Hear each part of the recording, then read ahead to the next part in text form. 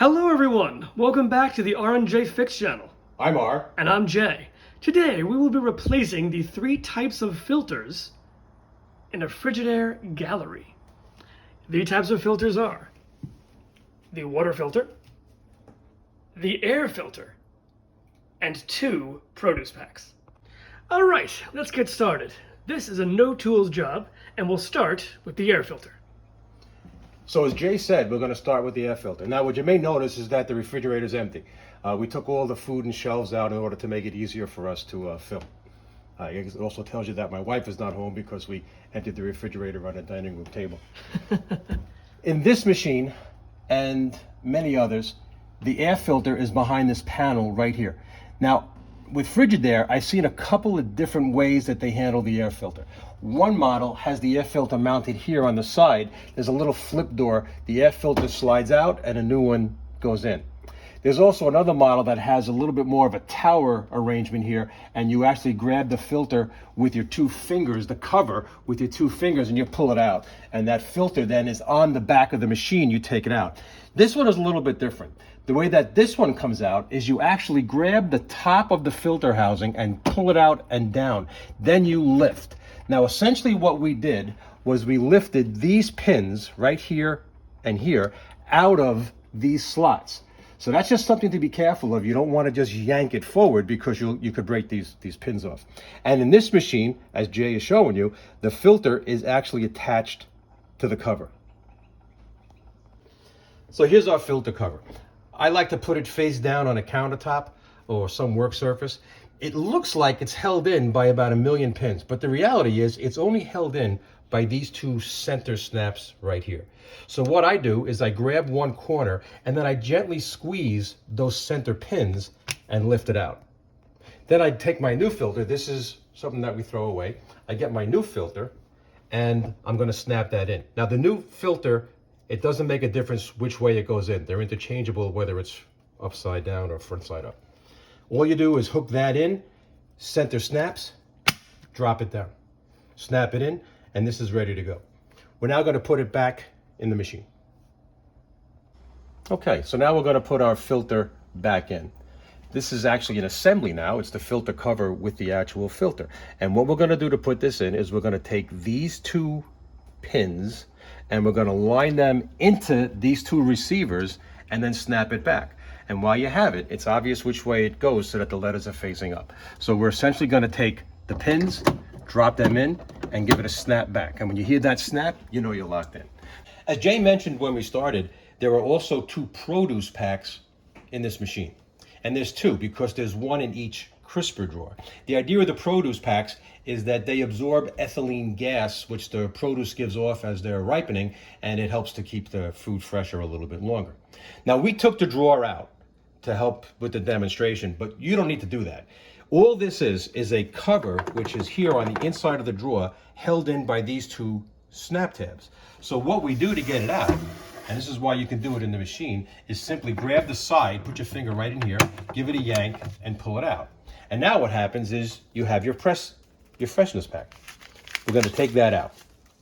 And now we're going to get a new one. Now, when Jay showed you in the beginning, he showed you how the freshness packs came in a cellophane bag. You want to take the cellophane bag off. But the freshness pack itself, you don't want to open. This is a permeable membrane and it will absorb gas through the pack. You don't want to take it out. Now for our purposes, to fit it, we had to fold the corner in. So you drop it into the bottom receptacles and then just hook the top in. Flatten it out. And all you do to put it back is line up the tabs and press it in. 2 snaps. And that's it. The freshness packs are changed. So the last thing you want to do for the air filter job is then reset the air filter timer. And that's on the main control panel. What you do is you come over to reset air filters, tap it to wake the machine up. Then you're going to press and hold, and you see how the machine is saying press and hold. You hear that beep, the signs went away, and your filter is reset. Now we're going to change the water filters. The water filter draws water from the house supply and puts it into the machine. And there's a filter to make sure that water stays nice and clean. The first thing we want to do before we remove the old water filter, is turn the ice makers off. We don't want the machine to draw water from the house supply when the filters aren't in place. So to do that, we're going to come over here to ice maker. We're going to tap the button to wake up the panel. And you see how there's a light right above ice maker, which is telling us that the ice maker is on. What we're going to do now is press and hold. And the machine actually says press and hold. After a couple seconds, you get that tone and it says ice maker off. We know that the door ice maker is off. This machine has a second ice maker. There's one in the freezer. So if we open this up and we pull our drawer out, we see there's another ice maker here, and there's a button right here. This you want to make off. This is a typical on and off button with an on side, which is the line, and an off side, which is the 0. So we're going to just press that and make that off. Now the ice makers are off. Now we're going to change the actual water filter itself. In this machine, it's over to the bottom left corner, right here behind this circle. This circle is actually the bottom of the water filter, and you see it has a couple of water drops on it just to be cute. You press it in, and it pops out partially. Draw it out.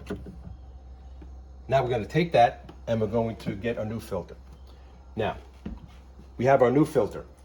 Notice how our new filter has a channel embedded on one side. That's to work with these, and if you can get in there to see, there's an alignment channel right in here, which is showing you how it goes in. And notice how it tapers.